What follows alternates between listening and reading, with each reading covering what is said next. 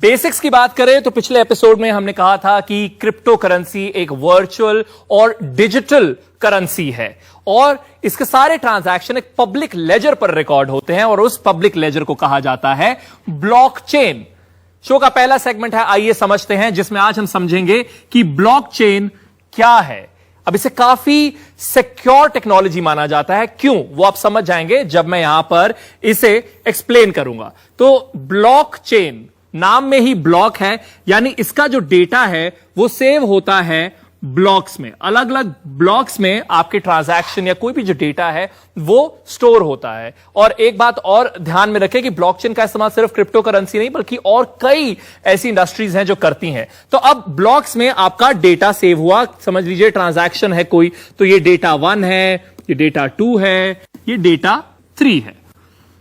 अब हर जो data store हो रहा है उसके अगेंस्ट एक हैश इशू होता है।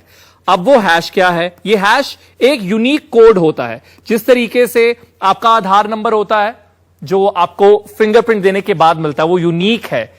एक शख्स का आधार नंबर दूसरे आधार से बिल्कुल अलग होगा। ठीक उसी तरीके से हर यहां पे जो ब्लॉक है उसमें जो डेटा है उसके अगेंस्ट एक यूनिक हैश इशू किया जाता है। समझ लीजिए इसका हैश है 0011। लेकिन जब अगले ब्लॉक के डेटा के लिए हैश इशू होगा उसमें पिछले हैश का अंश भी होगा। जिस तरीके से 11 ये पिछले हैश से हमने लिया है, 22 ये सेकंड ब्लॉक का हैश है। अगले ब्लॉक पर जाए तो 2233, ये सिर्फ उदाहरण के तौर पर मैं ये चीजें यहां पे ड्रॉ कर रहा हूं। तो आप देख रहे हैं कि ये यहां जाता है, ये यहां जाता है, तो ये एक चेन बन जाती है। हर एक ब्लॉक दूसरे ब्लॉक पर निर्भर है, इसीलिए इसका नाम है ब्लॉकचेन। ब्लॉक्स हैं और चेन के जरिए लिंक्ड है।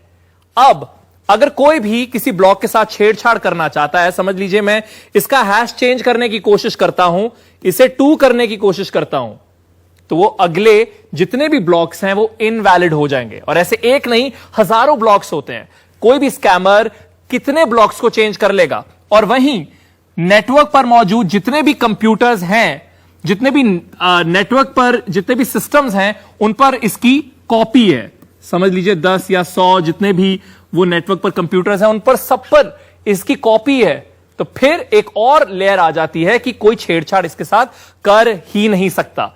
तो ये टेक्नोलॉजी है ब्लॉकचेन, जिस पर क्रिप्टो करेंसी के ट्रांजैक्शंस जो है वो स्टोर होते हैं। जब कभी कभार हम किसी हाइस्ट की, डकैती की, किसी लूट की, किसी स्कैम की बात सुनते हैं कि अरे इस क्रिप्टो करेंसी के साथ स्कैम हो गया, तो अक्सर लोग सोचते हैं कि अरे ब्लॉकचेन तो सिक्योर हम कहते हैं, तो फिर उसके साथ स्कैम कैसे हो गया? तो उसमें ब्लॉकचेन के साथ स्कैम नहीं हुआ होता। स्कैम हुआ होता है प्लेटफॉर्म की वल्नरेबिलिटी के साथ, प्लेटफॉर्म के लूप होल्स के साथ।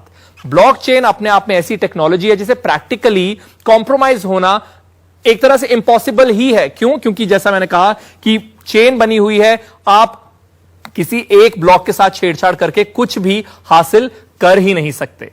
तो यह है ब्लॉकचेन।